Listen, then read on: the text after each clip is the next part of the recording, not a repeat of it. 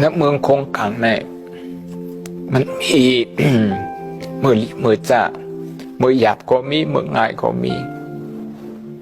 มือง่ายก็มีมืออยู่ดีก็มีมือพออยู่ดีก็มีมือเป็นยองเขาก็มีมือเป็นเสียเขาก็มีมือเป็นฮับตอนเขาก็มีมือเป็นเพราะเอาใจใส่เขาจังไหนก็มี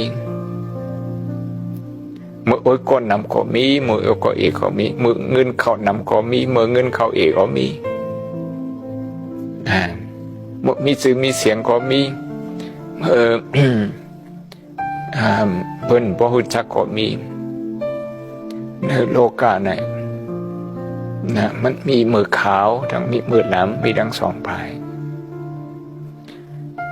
อันในห้องวัดโลกธรรมอันในบางพอก็เขาเลยโคบโทบนะก็เลยคนนั้นเหมือนจะหนังลูกบอลกว่าที่ห้องเห็นนั่นแหละ กว่าที่ห้องเห็นทั้งอย่าผืดอันมันตีห้องเห็นบางอันเนี่ยพวกเมย์ก็มันช่วยอะไรคู่มันก็มันช่วยอะไรมันจะอะไรคัดใจเอาของคุยมันก็บางอันซ้ำเป็นอันเขาเลยโคบนะเอาหน้าเขาดอเฮิร์นเสร็จแล้วโคบนั่นนะเขาจะอะไรโคมกันเสร็จแล้วเกยไขโคมกันเสร็จแล้วต่อสู้โคมกันเดี๋ยวจุงมือกันเสร็จแล้วเพราะคำปนบางทีถ้ามันจะเฮิร์นหรือเฮิร์นน่ะมันเป็นหมู่ปีจุ่มน้องตั้งนำหมู่ปีจุ่มน้องตั้งนำอันไหนก็หาพอ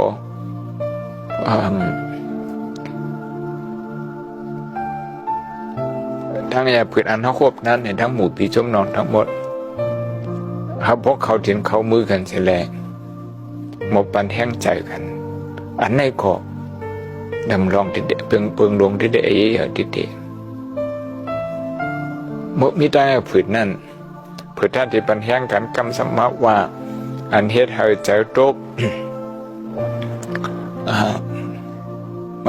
อันหลีมันมีอยู่ก็สามารถเลิกเสียไอ้ลาอันจ้ามันพอเป็นจังไหนมันปล่องว่าเขาพายเฮือนเขาพายมือเหลียวกันเพราะมันพายมือเหลียวกันนะมันอยากพวกนี้เหมือนน้ำเจียวนะพวกนี้เหมือนน้ำเจียวแค่อยาก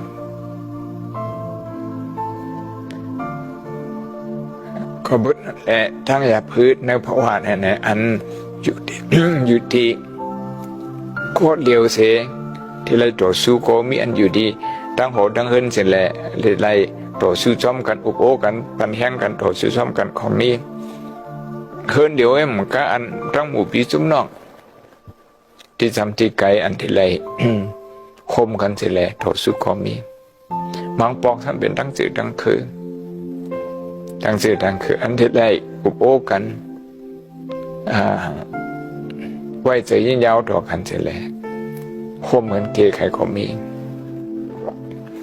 มังปอกแท้มันใช่ชื่อคืออะไรชื่อคือนั้นมันเป็นตั้งกำพามันจะตั้งยาผืดโควิด-19เมื่อเรียนโคโรนาไวรัสนั่นนะเมืองเหลียวเฮ็ดนี่มันเป็นไรมันคำเลย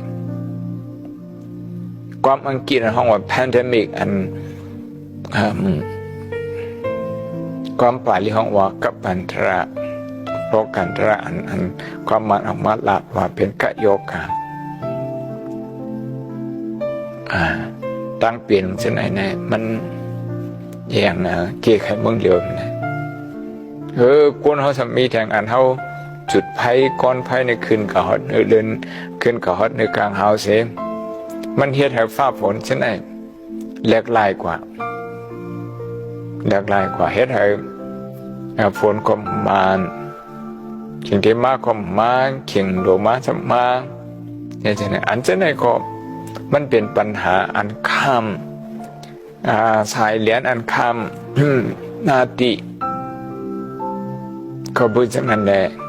หลายเมืองที่หลายคมกันเสียแล้วเกยไขจอยกันเกยไขที่อันจอยกันเกยไขนั่นก็เลยคนนั้นเกาหลีเฮือนนั่นเกาหลี หมู่พี่จุ้มน้องเกาหลีทั้งชื่อคือทั้งเมืองเกาหลีนั้นก็ทั้งคำพาเกาหลีเดลัยหมอปันแห่งใจเก่าแห่งใจตัวเก่าเพราะหมอปันแห่งใจตัวเก่านะเพราะมันลาดเอ็นพวกยาปัญหาเอ็นในคิลืดอะเพราะคิลืดนั่นมันใครลุกอ่ะคำพองในมันเหมือนจะนั้นความเดี๋ยวจะใช้คำเรียกว่าโชเลโยไทยนะคิลืดอิดแน่ๆเหตุการณ์นางแบบคำเดียวนางก็จะที่ลุกมากขึ้นว่าเมืองบางเมืองนั่งเปลี่ยนจากนั้นมันนั่งให้มันลุกไหลกอดเดียเมืองอันทิมหอมจำชัดไหน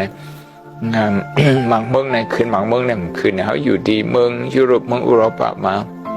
ชาวปีปลายแล้วหันบางเมืองในเขานั่งกันเขาขึ้นพิษกันนั่งนั่งขึ้นคำหมอปันแห้งกันหมอปันแห้งกันพวกญาติให้ผุดอินพ้นน้ำเจ้าอิดไหนได้เฮ็ดสังมันพายเฮดีๆเป็นกอบเมื่อนั้นเช่นนั้นเช่นไหนเพื่อถ้าได้บันแห้งกันนะตั้งพิษอันมีอิดเนี่ยเอามาควักอะไรลาดกันน้ำเนี่ยเพื่อถ้าได้บันแห้งกันคนเนี่ยมันมาเด็กน้ำใจกันเพราะเด็กน้ำใจกันเนี่ยมันเหมือนเขาหมอบันแห้งใจตัวเขา